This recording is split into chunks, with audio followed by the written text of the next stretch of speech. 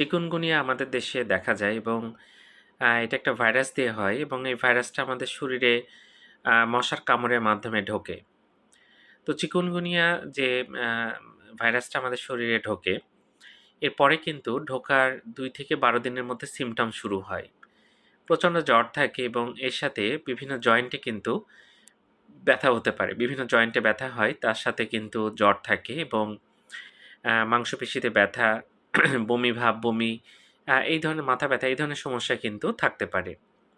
যাই হোক, এটা এডিস অ্যাজিপ্টি এবং এডিস অ্যালবোপিক্টাস এই ২ টা মশার কামড়ে হয়।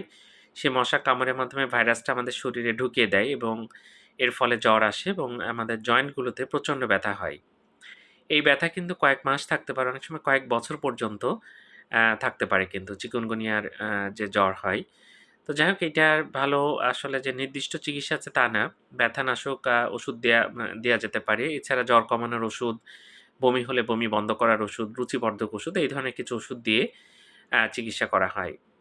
তো যাই হোক, চিকুনগুনিয়ার সাথে মিল আছে ডেঙ্গু এবং জিকা ভাইরাস দিয়েও কিন্তু একই রকম সিম্পটম হতে পারে। সুতরাং সেগুলো আছে কিনা সেটা কিন্তু পরীক্ষা-নিরীক্ষার মাধ্যমে নিশ্চিত হতে হবে। ধন্যবাদ সবাইকে।